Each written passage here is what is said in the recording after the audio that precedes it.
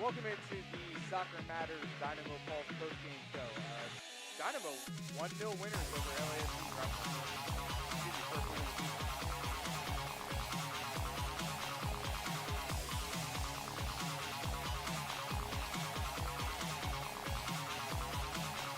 We want to get your feedback here tonight. Sorry about that. My microphone wasn't on, but it's a good feeling down here tonight. Good collective effort from the Houston Dynamo. We're going to break it down in a lot of ways. A couple of good moves that were made here tonight. You get a 58th minute goal from Jack McGlynn. I think if you were watching this first half, you saw he was coming close. Hugo Lloris had to come up with a big save. He flashed one wide. I think I said during my call on the broadcast, if you were going to put money on somebody scoring first tonight, it's him. He did. Dynamo turned over LAFC in their own half, and that led to McGlynn running at people. Two things that missed from the Dynamo in the last year. People that ran at people with the ball off the dribble and shooting from long range. You got both of that from Jack McGlynn tonight. That's why he was named the man of the match. You also got an excellent goalkeeping performance tonight from Blake Gillingham. Now, he looked a little nervous. Each game he's looking more comfortable. And I saw somebody make a comment on Twitter to @GlennDavisSock. They said, hey, he should be our number one. And he's growing into it. So, good collective win, first of the year, a full 3 points. A game that was very interesting in a lot of ways. And we'll take your thoughts here tonight once you get into it. I'm going to share it to yours really quick. The shots were pretty even. I mean, this was a game the Dynamo dominated statistically in all categories up until when they scored. When they scored, a lot changed. All of a sudden, LAFC had to come out. They had to play. They started to get more of the data. They made 5 changes under Steve Cherundolo. He brought some of the full-time starters on. It pushed the Dynamo at the end. The Dynamo bent. They didn't break. LAFC had a hit post. But great win tonight. You can do nothing but position it in a good way. Have we solved the goal scoring problem and the shots on target and the chance creation problem? No, that hasn't been solved tonight. But you found a way to win here. You got your goal, and I think there's a couple of really important things to consider here tonight. The moves from Ben Olsen. Junior Urso alongside Artur. That's got to remain the same. That was healthy. You got Jack McGlynn pushed in a higher position, which is where he needs to stay. He doesn't need to be an 8 or a deeper lying midfielder. He needs to stay higher up the field. Let the build be up to some others. And then I think the fact that you got 90 minutes out of Eric Sviatchenko tonight here, his leadership, his experience, super important in this game tonight. No question about it. So, couple of things. McGlynn higher up the field, 2 holding midfielders. Urso, experience, big help for Artur. He helped Artur's game. Both of them did well. And then, of course, I think the other key piece tonight is that, you know, in Jack McGlynn higher up the field, you got somebody shooting from longer range. You also have somebody taking people on. So these are really, really positive things I think you found out about the team tonight. Now, I will also say this. You had 59% of the possession. You had 11 shots. You had 11 chances created. You had 38 final third entries. With those numbers, you would expect more shots on goal. You only had 3 shots on goal. That problem remains the same. And those numbers were very skewed, all Dynamo, until the Dynamo scored. And then LA had to play, they had to attack, they had to make changes. They brought 5 people on, including a bunch of other attackers. Not much from Olivier Giroud from them tonight. And in the end, then, when you look at the data, it's closer. Certainly from the standpoint of final third entries, chances created, and shots on target with LA because, you know, the final 15 minutes, they're going for it. They're throwing everything at the Dynamo. They hit a post. The Dynamo defend valiantly, and they get the full 3 points tonight. What's on your mind about the game? Like you had stated, McGlynn had probably the best game, I think, personally, of this season. He looked sharp. His finish, saw some data. It was 26 yards out. Great finish on that goal. Plus ran with it. He ran with it. See, that's not something you see from the Dynamo. You don't see somebody pick a ball up and run 50 yards and look like they're going with conviction to goal. He did. He also had in the first half, LA was not waking up here because he was getting in that little pocket and getting inside, and he can set himself up on that left foot. It looked really dangerous. Hit one that had a lot of movement. Lloris had to punch it away because it was slick tonight. But excellent game for him. And I think what you learn is you really have to, in the case of him now, realize that he has to be high up the field. Ponce has to get around the box. He got more of the ball around the box tonight with the aid of McGlynn. And, important. What do we got here? I'm going to also agree with Jonah here. Femi did look like he's growing with the team. He had a pretty solid game. It was... Awadessu's been growing well. He's a Penn State guy. He's going to walk away from tonight going, hey, I brushed shoulders with a guy who's the all-time leading goal scorer for France. Granted, Giroud did not look good. Mitchell makes a good point here. Clean sheet for Gillingham and the team. Does he start when Maurer gets healthy? No, not if he's in the form he is right now. You're not giving it back to Jimmy Maurer. This kid's on a high now. Every game he's gotten a little bit better. You keep him where he is. So you found out about him. You found out about Awadessu, which these are the positive things come out of a team that maybe needs reinforcements and has had a bunch of injuries, and especially in the goalkeeping position as well. I do think, look, I like Escobar's intensity. It's, it can get into a player's head, but it also goes the other way. Teams are going to start playing him knowing he's a hothead. Nah, no, I'm not worried about that. You're not. That's him. That's his attitude. That's the way he plays the game. You want that edge. You just don't want it to hurt you. He's going to get some yellow cards. He'll get sent off before the year's over. That just comes with the territory. You want his competitiveness, and I think you come to really like that, and his versatility. Let's remember, he was brought here to be the right back, and Griffin Dorsey emerged, and he, as a team guy, took the left back spot, and that's not easy to play. I've mentioned it a bunch of times. I do think the Dynamo at some point have to get a left-sided player on that side of the field. I'm not saying it's for him, but they need a left foot over there. I think it complicates things. What else we got here? Crowd showed up. Yeah, it was a good crowd based on everything. I mean, it's not a big crowd, but it was a vocal crowd, that's for sure. And it was a rainy day, but no excuses on that standpoint. They were loud. And I think the people that come to Dynamo games, you give them a lot of credit because they're loud and they're engaged. RS says no sound. Yeah, it looks like it is on my end. Let me double check. If there's no sound, RS,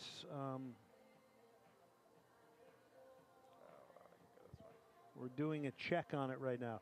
Anybody else out there, can they confirm there's no sound right now by typing that in? Okay.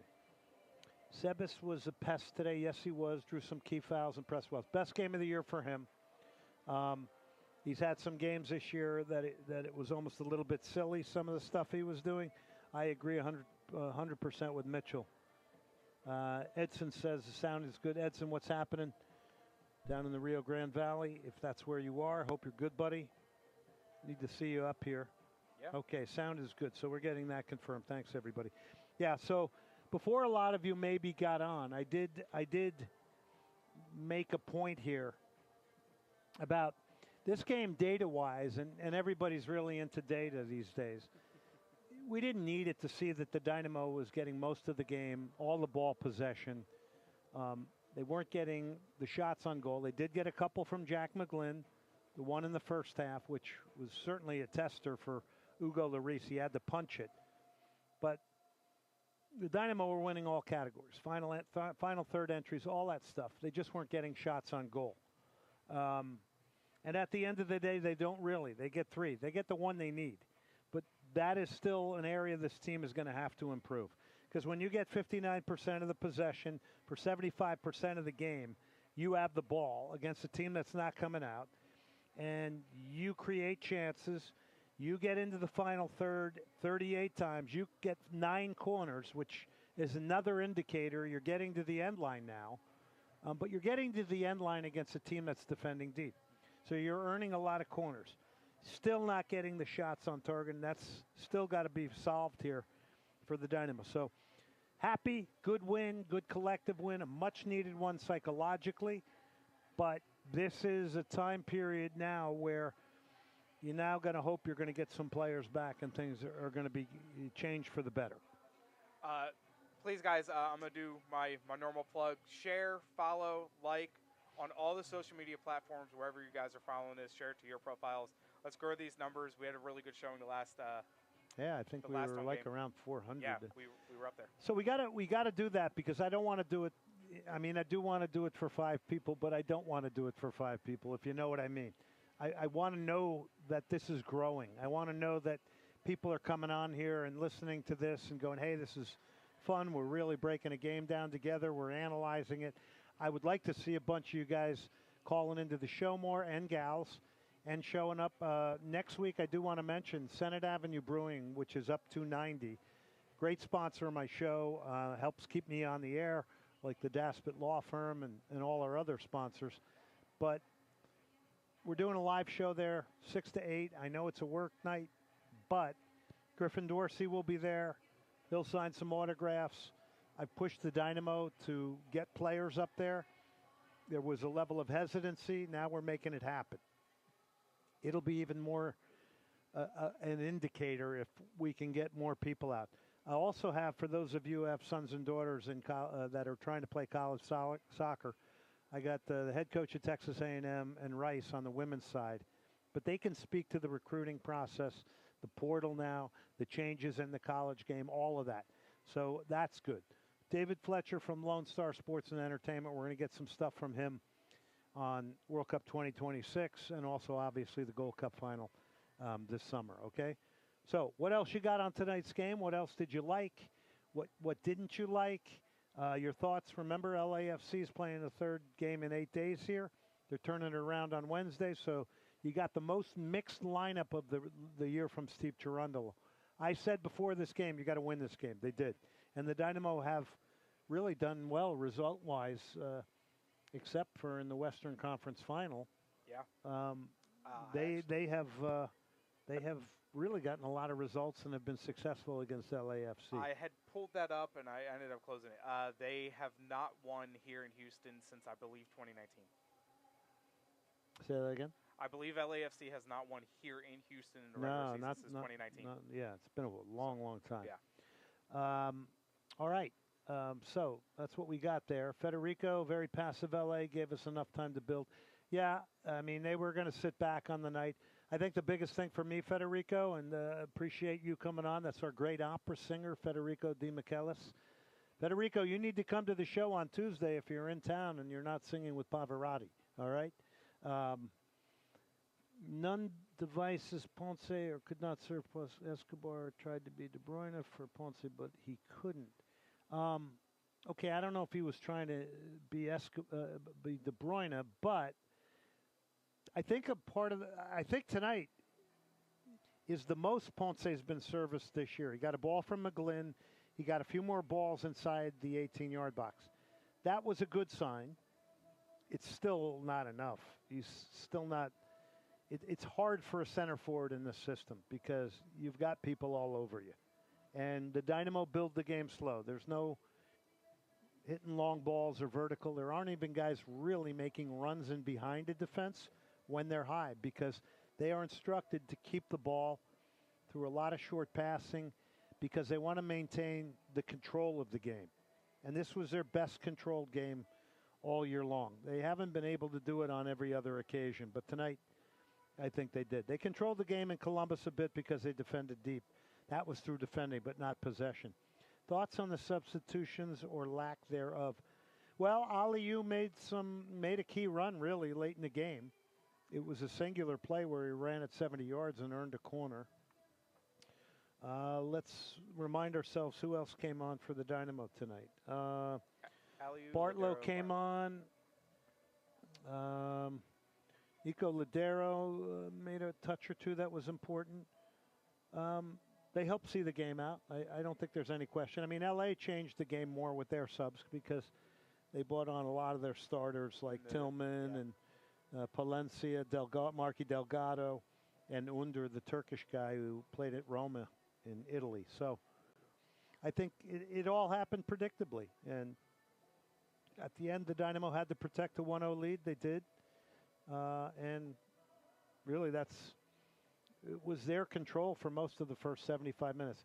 Only dangerous moment was in the first half when David Martinez, and he reminds us a lot, I think, of Lawrence Anali, when he was causing problems for Franco Escobar. Escobar had to foul him a few times. I think he was a bit surprised with his pace, but I had a feeling he was going to get the best of Escobar, and he did one time. And he went one-on-one, and Gillingham came up with a save with the inside of his right leg. And he got out to the shooter, which, I think Gillingham's becoming a great story. Creighton University plays for a former Houston area guy, Johnny Torres. Creighton Blue Jays have one of the best college soccer stadiums in the country. Plays for Johnny Torres, who won a Herman Award out of Houston, which is equivalent to the Heisman in college soccer, and is now the coach at Creighton. And now this kid, never dreamed he was going to get minutes with the first team this year. And he is because of 2 injuries. And you know what? If he keeps progressing, well, who knows what happens if he becomes the number 1. And this is how people take advantage of opportunity. I thought he was far more composed than the other 2 games. Far more composed. And look, he was in Portland. That's not an easy place to play. Maybe the most difficult in the whole league. So, real big shout out to Blake Gillingham. Big shout out to Jack McGlynn. And the beauty of these 2, they're young. Got to love it. Youth is king. Take it from me. All you got to do is look at my face. What do you make of the Dynamo for most of the game shutting down Bouanga? I think they did a great job on I think there's 2 things here. Bouanga, and let's not forget, he's been playing every minute pretty much of every game. He's incredibly dangerous. I think he was a little quieter than usual, but I think the Dynamo deserve credit for that. They did an exceptional job of getting a second defender over to him and a third defender over to him. And they didn't switch the ball quick enough because they had sucked the Dynamo to one side of the field. So, look, talented attacking players, that's the name of the game. It's collective. You get second and third defenders around him. Now, what's pretty mind-blowing is, if we think of this, he at times was not afraid to take on 4 guys and almost beat 4 guys a couple times. And he's a tired player right now, and he's got to get rest for their second leg against Inter Miami because they're going to need him in transition to produce a goal in that game. Yeah. But he's a phenomenal player. He's powerful. And, 2 years ago, he was the #1 goal scorer in the league. They're not flowing for him right now. But I do give the Dynamo credit also there. 3 games in, he makes big play. That's JP Dynamo. I'm assuming you're talking about Gillingham. Yeah, agree.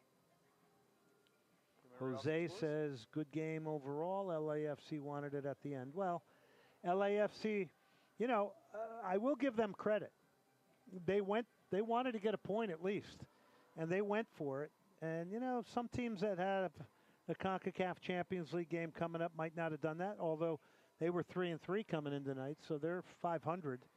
So they're now below 500, courtesy of the Houston Dynamo. We got 149 viewers. Let's build those numbers up. Anybody else have any takes here tonight? The last time we were on the air, it was pretty brutal. So everybody's in a little bit better mood, including us here tonight at Shell Energy Stadium after this win. So here's some of the final notes as we maybe get some more stuff in from you guys. 11 shots for the Dynamo, 12 for LA. So LA, even though they only had 41%, had 12 shots. Most of these coming after the Dynamo scored, right? Everything shifted in a big way. If I'm being picky, I would say I wish the Dynamo could have broke their pressure a little bit more and taken the game territorially to them a little bit more in the latter stages here tonight. I think you see the huge influence of Eric Sviatchenko, too. now getting fitter, 90 minutes, that's big because I think this team with Sviatchenko grows 2 or 3 inches. Can we see Soccer Matters at media asking the tough questions? Yeah, I usually lay out of the questioning at the media.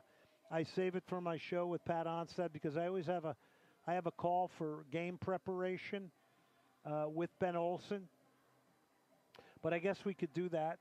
The questions are pretty soft. I don't think there's any, I don't say that disrespectfully to anybody.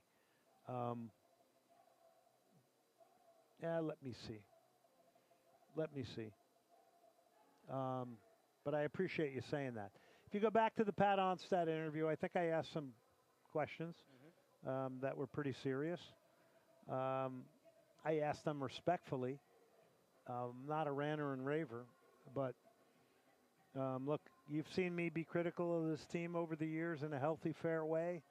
I think the game in Portland, I said, you got to play for me. I want to see Urso and Artur. You got to sit those guys a bit in that place, in that counterattack. They did that tonight. Worked well because this is another transition team. And nothing came down the middle. So I'm not trying to pump my own horn here, but I make opinions about the team and the game.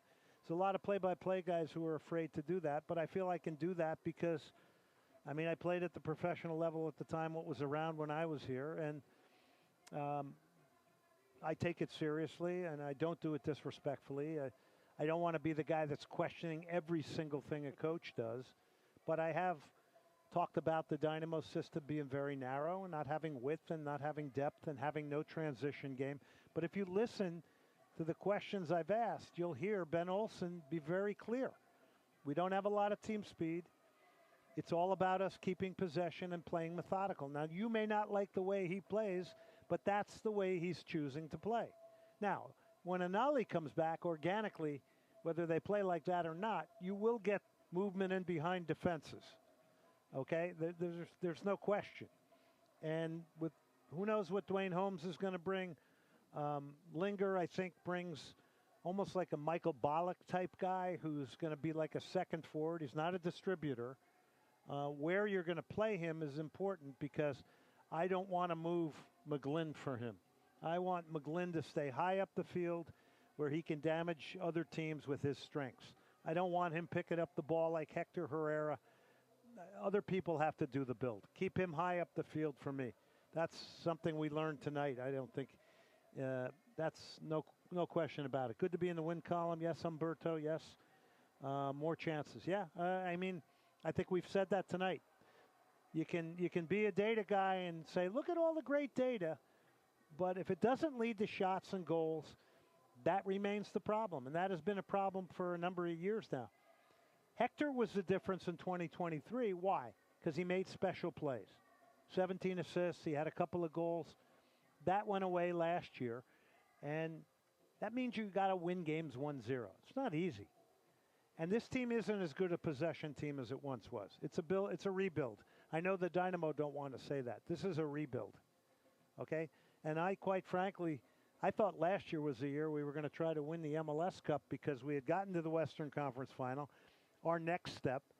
And I truly believe, I don't know the full details, but Hector Herrera should have had that surgery and should have given us more last year.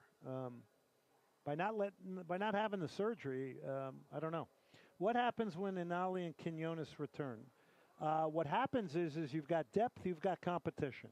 That's what you got. And Linger too. So depth is important. Already made a pass to Ponce, but Ponce did not. I wonder what Ponce is trained for. Well, he was playing in different systems in other places. And again, the only thing I can say for him is he spent a lot of time on the floor tonight in a combative way. Because what he does is, as the ball's in the air, right, and this guy's looking at the ball to head it, who's a defender, he initiates contact instead of trying to win it a lot. He uses his body very well. But, look, he's a DP center forward, and you want goals, right? I mean, we heard he's scored a goal every 2 games for not Olympiacos, AEK Athens, sorry. I played against Olympiacos once. I had to cover a guy that was 3 inches taller than me, Metropolis, who played for them in the World Cup in '94. Bigger guy. Kept leaning in on me like this all game long with 2 arms, and I'd move away from him so he was grabbing air, and then I'd nip in front and win the ball. Anyway, nobody cares about that. I do, though. No, we need a. I do. Because, you know what? I'll tell you why I care about it. Because when you're a younger player, and at that time I wasn't as young, but I had a season or two of professional behind me. When you play well against players that play in higher leagues, or like you rub shoulders with them, or Nenny Cubillas, who's a Peruvian legend, or David Kemp, who played in England, or Keith Weller, or whoever, like tonight for Obafemi Awadesu, to rub shoulders with and win a tackle against Olivier Giroud, or to win a header. This is like gold. You can't place a price tag on how important that is for the development of a soccer player. Because I've lived that, and I know what it does. And when you get confidence from people and or playing against people, it's huge. And that's why it's great to see Gillingham and Awadesu at this point getting this opportunity. This is good radio talk for next week. You remember the run Ponce made? Who delivered it to him? McGlynn? Remember the play where he got a shot? Yes. And it forced a decent save out of Hugo Lloris? You don't see that much for Ponce. He doesn't get that kind of look, right? Tonight he got it, but he hasn't had that kind of look, I don't think, all year long. I mean, it's either him trying to hit the near post or get on the end of a cross. He doesn't get something on the floor making a run, and that has to happen more. Really, and it's hard for it to happen when you have a very methodical build-up a lot. And by the way, the goal scored off good Dynamo pressure. They put a ball through the legs of the left back. And then McGlynn, another thing we don't see from the Dynamo, runs with the ball right at the heart of the defense and shoots. So with him now, you got somebody who's running at people with a ball, because there's no better way to break down a team tactically than the individual. And if you don't have dribblers and people that beat people, and the Dynamo don't do enough of that, because I think they lean so much towards pass. I know that's drilled into them. You need more moments where people are going to take a ball, go with conviction, not be afraid to lose it, skin a few people and get shots off. And you'll score goals that way with McGlynn if it keeps happening. Great game, Christian. Yeah. Anything else, guys? You want to read some scores? Yeah, do it. All right. Give us some goal scores, too. All right. Charlotte and Nashville Charlotte plays to a 2-1 win over Nashville. Saha did get a goal. It was on a PK. RSL beating LA Galaxy 2-0. LA still is winless on the season. Atlanta FC Dallas played to a 1-1 draw. Columbus 2-1 winners over Montreal with a goal coming from Russell Rowe. Go back. Cincinnati winners 1-0 over New England. New York Red Bulls 2-0 winners over Chicago. Goal scores. Give us some goal scores. Let's see. We've got Ngoma scoring for Red Bulls. Philly, Orlando played to a 0-0 draw. Austin FC, Portland 0-0 draw. After the dismissal of Peter Vermees, SKC picks up a win against St. Louis. 2-0 over St. Louis. Jovic scoring 2 goals there. Let's see. We've got Vancouver up right now 2-0 over Colorado, with White scoring a goal in the 19th minute. And then San Diego is 2-0 winning 2-0 over Seattle currently right now. That game's in the 51st minute. Yeah, good comment from JL. Artur's back to his level when JR plays next to him. Yes, 100%. 100%. Now, I'm hearing somebody fill me in. U of H is up on Duke right now? That's a heck of a comeback. Oh, my God. I will confirm. Somebody let us know. Cougars are winning by 1 is what I'm hearing. I don't know how much time is left. They are up by 1. How much time? With 3 seconds left. Oh, where's Yeah. the ball being inbounded?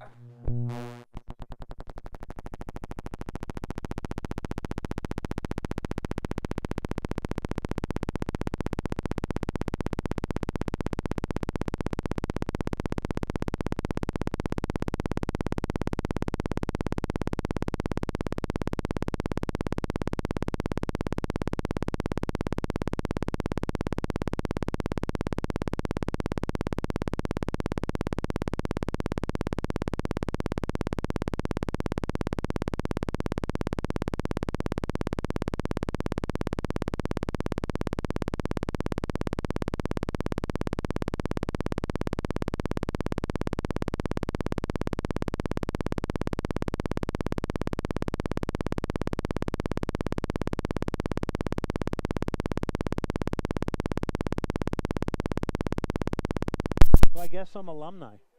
Does that make me alumni? 2 classes? You said at U of H? I did.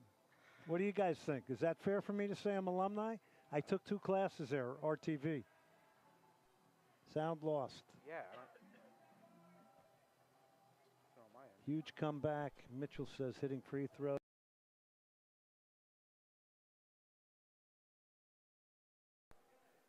Are we back, guys? McGlynn at 10, Linger at wing.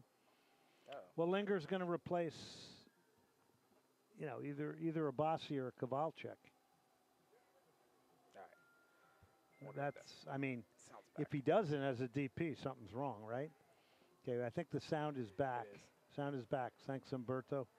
So what I said is if I took 2 classes at U of H, way back when I first got my break in TV on indoor soccer, with the San Antonio Spurs announcer, legendary Bill Land, great guy, great friend. Talked to him today. Beat cancer.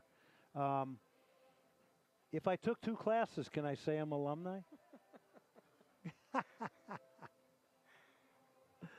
Oh, man, that's great news. Playing for a national title. Yeah. And it's Florida Gators, right? Did Florida? Yeah, Gators won. So it's U of H against Florida for the NCAA championship. Okay. You want to give another plug about the show Tuesday? Tuesday night, Senate Avenue Brewing, T-shirts, soccer balls, tickets. I'd love to see a bunch of you out there. The numbers are still climbing on this post-game show. I have a feeling a lot of people are watching U of H. Cougs win, says Bogdan. Yes, sir. Sir, you're late. We knew this already. Please wake up. You must be watching on Romanian TV, and it's come through late. Umberto says count it. Yes. So Umberto says if he's responding to me saying I took 2 RTV classes there. So Umberto says I can say I'm alumni. Senate Avenue, really quick though. Good beer. Yeah. I'm a big beer guy. So great beer. Food's really good. The setup there is pretty nice too. Family friendly. Any craft beer drinkers on here post match? Any? Spend way too much money drinking craft beer. They have a copper ale there. Yes. What's the other? What do they call the ones where they kind of sweeten it up in the spring with fruit? What do they call those? Those aren't IPAs, obviously. No. They're something else. I don't know what they're called, but there's another category. Andrew Mitchum, I think a lot of Dynamo fans know Andrew. He's a huge Dynamo fan. But again, Senate Avenue Brewing, Tuesday night, 6 to 8 Central Time. Justin's going to come there just for the beer, not for my show. And I can't remember the name of it. Yes, they have a beer. And we got a lot of guests. Griffin Dorsey's going to be there after a good. Griffin Dorsey had a good game tonight, and I liked him and McGlynn. They were linking up well. So we'll get a Dynamo player out there after a win, which is a good thing. And there you go. JP, here. Okay. I'd love for 5 points. Dynamo playoff bound. Sir, you got to begin somewhere, Bogdan. We took 3. We got 5. And there's reinforcements on the way. Now, back to the relevancy thing. And tonight's one game. Let's keep it all in perspective here against a team that was playing their 3rd in 8 days. Doesn't matter. Doesn't matter to the Dynamo. 37 to go. You know what game I'm really looking forward to this year? And I don't think other people are. Tigres against the Dynamo here. That's going to be And we're going to see if the Dynamo can own their own stadium that night, and Dynamo fans, because Tigres comes in big numbers.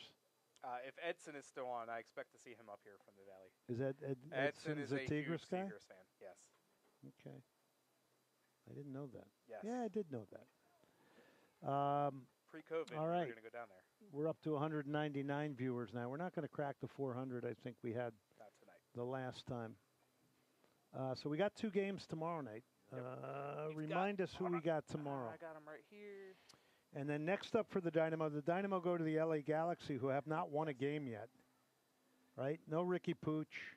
No, I think Paintsill's back now. Yes, he played today. He was subbed off. So he's trying to find his form. Tomorrow, the early match, we got NYCFC against Minnesota United, then San Jose Earthquakes and DC United, and then the Sunday night soccer matchup is Inter Miami, Toronto FC. Yeah, so Inter Miami's got to play on Sunday, turn it around, and try to reverse a 1-0 aggregate against LAFC on Wednesday. Yeah, Toronto FC is struggling mightily. Don't know what. Reminds me of their early years in the league. God, what a mess that was. They must have went through, when they first entered the league, they must have went through 75 players. It was unbelievable, the mishmash that was going on up there with TFC. And then Greg Vanny led them to an MLS Cup finally. But you got Greg Vanny and the LA Galaxy. Okay, I guess that's it. We don't have any more questions. Vancouver.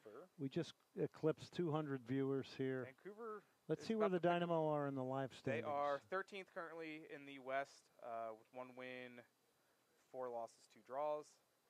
And then Vancouver's leading the pack in the West. Currently winning right now. It would be their 6th win if they hold on to the result. They're 5-1-1 with 16 points. Okay, so what are your thoughts on? Never mind, that's their 5th win. Sorry. Urso's performance. I think Urso played great. I think when you get Eric Sviatchenko and Junior Urso in there, you've got these are footballers. These are professionals that bring an air about them. They bring a confidence. I think they bring a little bit more of an intimidating presence too. You can see the effect it had on Artur, which was hugely important. Because when Artur had Jack McGlynn next to him, I mean, they were running through the Dynamo midfield like it was water. There was in Portland. I mean, it should have been over at halftime in Portland. So this was a natural move. Anytime you're playing a transition team, those two there. But he should stay in the lineup for me. I mean, everybody who played tonight, I mean, the big changes were Sviatchenko, Urso, and then obviously pushing McGlynn higher up the field. And then you're getting good performances out of some young guys as well. So there you go. I think with Urso starting along with Eric, there was a lot of communication. No, with Artur. Also with Eric, though. There was a lot of communication with Femi, and I'm excited to see the growth of Femi with those two around him. More veterans around, the better. I mean, Eric Sviatchenko really helped guide Mikhail. I know everybody goes to Mikhail because of his athleticism. Well, the same thing could occur with this pairing. And that's before we talk about the new center back that's been brought in, the Colombian. Pablo Ortiz, right? Is that who it was? Yes. Yeah. Pablo Ortiz. Now, you have to think he's being brought here to be a starter. I don't know. But now he's just being brought here to compete. All right, David Obert looks unhappy, and I think he wants us to leave. So I just saw him. So we're going to get out of here. I'm going to quickly hit these last 3. So Urso played well. Yeah, Urso, good energy. Can't have the entire load on Artur. Nope. And that's going to do it for us tonight here. Just remember, you got to keep this in perspective. It's 1 game, but it's a positive step. And boy, from a psychological standpoint, you needed a win. It was a good effort from everybody that played. Dynamo get a win tonight. Still got a long way to go, and one thing hasn't changed, and that is shots on target and chance creation. You can have all that other data, but if you're not getting shots on target and chance creation and scoring goals, it doesn't really matter. At the end of the day, this game's about scoring goals. All right, for Justin Finger, Glenn Davis here saying goodnight. Thanks, everybody, for tuning in. I'm glad the Cougars won. David Obert as well out here helping us as always. the key engineer in the city of Houston when it comes to all things TV and radio. And I remind you again, Soccer Matters is every Tuesday and Wednesday, but this week, Tuesday, Senate Avenue Brewing. I hope you're out there. Would love to see you. Thanks.